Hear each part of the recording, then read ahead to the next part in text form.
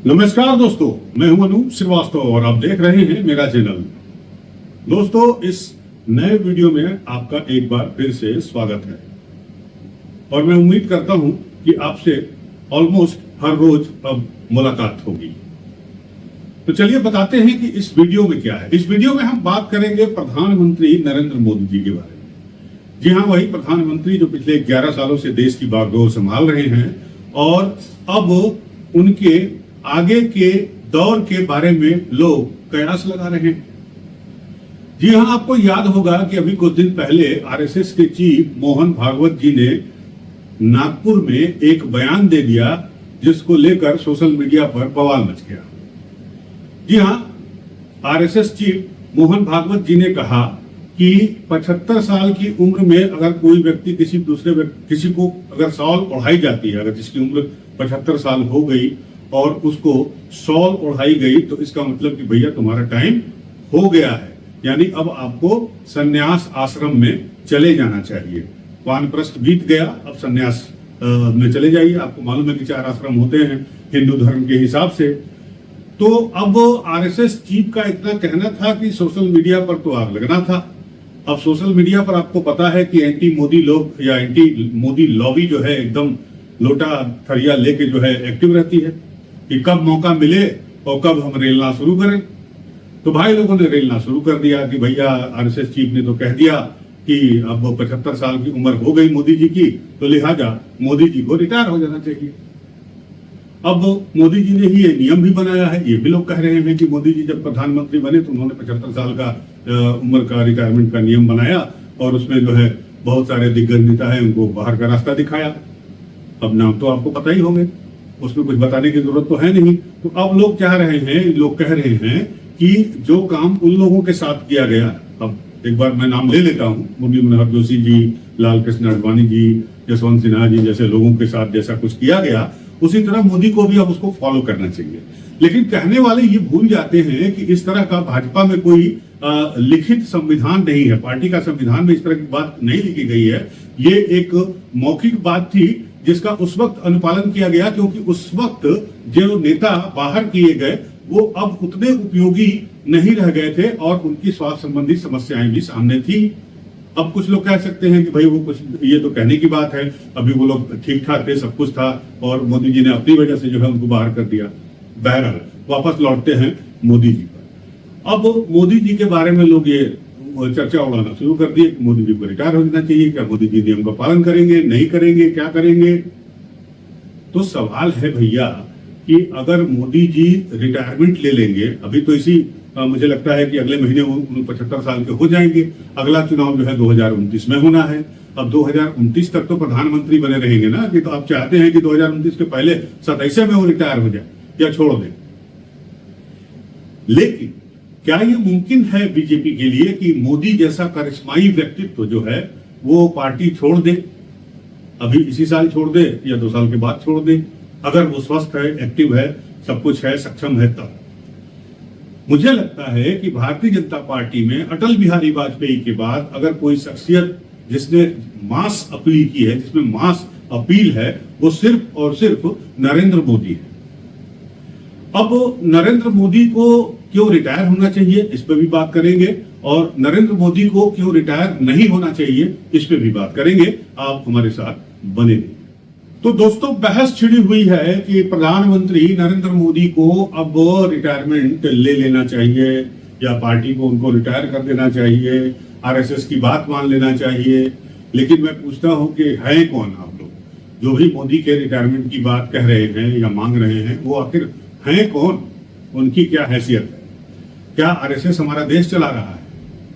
नहीं, देश तो हमारे प्रधानमंत्री चला रहे हैं, प्रधानमंत्री कार्यालय चला रहा है। तो प्रधानमंत्री को रिटायर होना चाहिए इसलिए कि वो 75 साल के हो गए। प्रधानमंत्री को रिटायर होना चाहिए इसलिए क्योंकि उन्होंने जो है जब प्रधानमंत्री बने तो जो बुजुर्ग थे उनको मार्गदर्शक मंडल में शामिल कर दिया।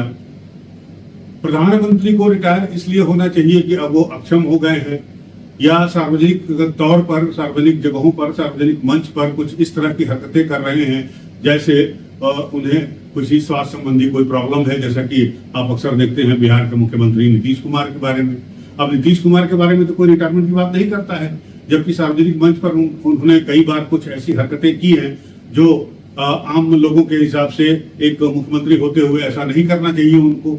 अब लोगों ने उड़ाना शुरू कर दिया, जैसे लोग कहते हैं उनके विपक्षी की वो अचेत हैं, कोई कहता है उनको दबा दिया जा रहा है, कोई कहता है कि वो किसी के दबाव में है, कोई कहता है कि वो होश में नहीं है, बेहोश है। तमाम तरह की बातें उनके बारे में कहते हैं, लेकिन कोई नहीं कहता कि हाँ इनको रिटायर कर दीजिए। 80 साल के होने जा रहे हैं मेरे ख्याल से नीतीश कुमार की। तो प्रधानमंत्री तो ऐसी कोई हरकत की है नहीं कभी, ना ही उनके हाव भाव से या उनके व्यवहार से कभी ऐसा लगता है कि उम्र उन पर हावी हो चुकी है या वो थक गए हैं, बूढ़े हो गए हैं, डिसीजन लेने में सक्षम नहीं है। ऐसा तो कुछ भी नहीं है। वो अभी भी उतनी ही ऊर्जा से बोलते हैं जितनी ऊर्जा से आज से 10 साल पहले बोलते थे। तो क्यों रिटायर हो जाना चाहिए, सवाल ये है बड़ा। लेकिन सवाल ये भी है कि आखिर एक समय तो आएगा जब मोदी जी को रिटायर होना पड़ेगा या बाहर बैठना पड़ेगा या मार्गदर्शक मंडल में जाना पड़ेगा। तो वो आएगा समय, लेकिन अभी वो समय नहीं आया है। अभी बीजेपी अगर चाहती है या बीजेपी के कुछ लोग अगर चाहते हैं या आरएसएस चाहती है तो उन्हें मोदी का विकल्प तैयार करना होगा। और आज की तारीख में भारतीय जनता पार्टी में मोदी का कोई विकल्प नहीं है। 2-3 नाम आप ले लीजिए। जेपी नड्डा साहब जो अध्यक्ष हैं, ठीक है, संगठन का काम बहुत अच्छा करते हैं, लेकिन पॉपुलैरिटी नहीं है। मोदी के समान किसी की लोकप्रियता है? अगर आप है तो आप बता दीजिए, किसी का नाम ले लीजिए। दूसरे नंबर पे आते हैं अमित शाह जी। अमित शाह जी भी बहुत कड़क आदमी है, काम बहुत बढ़िया करते हैं, अपना जो विभाग है वो बहुत अच्छा चलाते हैं, पार्टी बहुत अच्छी चला रहे हैं और चढ़ा के कहा जाता है उन्हें राजनीति का। लेकिन पॉपुलैरिटी के नाम पे तो मोदी भी कहीं बराबर नहीं है वो। तीसरा और एक नाम जो थोड़ा बहुत आगे बढ़ा है या बढ़ाया जा रहा है या बढ़ा हुआ मान सकते हैं, वो है उत्तर प्रदेश के मुख्यमंत्री योगी आदित्यनाथ का। लेकिन योगी जी के साथ भी ये प्रॉब्लम है कि योगी जी को अगर बीजेपी प्रमोट करती है या आरएसएस प्रमोट करता है तो हिंदुस्तान की राजनीति में ध्रुवीकरण हो जाएगा। जी हाँ, योगी जी आप जानते हैं कि ध्रुव हिंदू समर्थक हैं और बाबा भी हैं। तो बाबा का अपने काम करने का स्टाइल है। तो बाबा को या तो आप नापसंद कर सकते हैं या पसंद कर सकते हैं, दोनों में से एक, दोनों नहीं कर सकते आप। मोदी जी के साथ है, मोदी जी भी हिंदू समर्थक हैं लेकिन थोड़े से लिबरल है, प्रधानमंत्री पद पे हैं इसलिए थोड़े से लिबरल हैं। लिहाजा वो उनकी स्वीकार्यता जो है वो योगी आदित्यनाथ जी के मुकाबले ज्यादा है। तो जाहिर सी बात है कि बीजेपी को एक ऐसा नेतृत्व खड़ा करना होगा आगे आने वाले दिनों में। अगर मान लीजिए आप मान के चलते हैं कि 2029 के बाद अगर नरेंद्र मोदी जी को प्रधानमंत्री नहीं बनाया जाता है चौथी बार, तो उस वक्त तक यानी तो अगले 2 सालों में बीजेपी को एक ऐसा लीडर तैयार करना होगा जिसकी मास अपील हो और उसकी मास स्वीकारता हो, लोग उसको समझे, जाने और कहें कि हाँ ये मोदी जी के विकल्प हो सकते हैं। लेकिन अभी तो कोई दूर दूर तक दिखाई नहीं देता, मुझे तो नहीं दिखाई देता। अगर आपको कोई दिखाई देता हो तो कमेंट बॉक्स में कमेंट करके जरूर बताएं। तो मेरा ये समझना है कि सावन के महीने में शिव जी की विदाई की बात करना बेमानी है।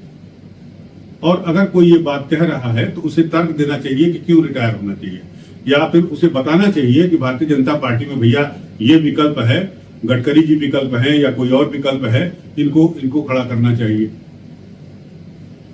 तो मुझे लगता है कि मोदी जी जब तक एक्टिव है, मोदी जी का दिल और दिमाग जब तक चल रहा है, बहुत अच्छे से चल रहा है, तब तक ये प्रश्न ही बेमानी है, ये सवाल ही ना जायज है कि उनको रिटायर हो जाना चाहिए, उनको मार्गदर्शक मंडल में शामिल हो जाना चाहिए, उनको पार्टी का सलाहकार हो जाना चाहिए।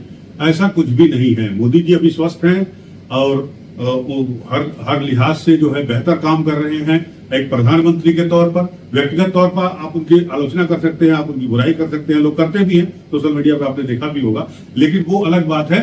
लेकिन एक बुद्धिमान और परिश्रमी व्यक्ति के तौर पर वो आज भी सक्रिय हैं, इसमें कोई इनकार नहीं कर सकता है। लिहाजा मेरा तो ये मानना है कि ये बहस ही बेमानी है कि मोदी जी को रिटायर हो जाना चाहिए या मोदी जी को कोई और काम करना चाहिए। मोदी जी अभी ठीक है, मोदी जी को काम करने दीजिए, आप अपना काम करिए, हम अपना काम करें, यही हमारे आपके लिए बेहतर है। तो इस वीडियो में बस इतना ही। अगर आपको अच्छा लगा हो तो भाई वीडियो को लाइक सब्सक्राइब कर दीजिएगा, नहीं अच्छा लगा हो तो नमस्कार, जय हिंद।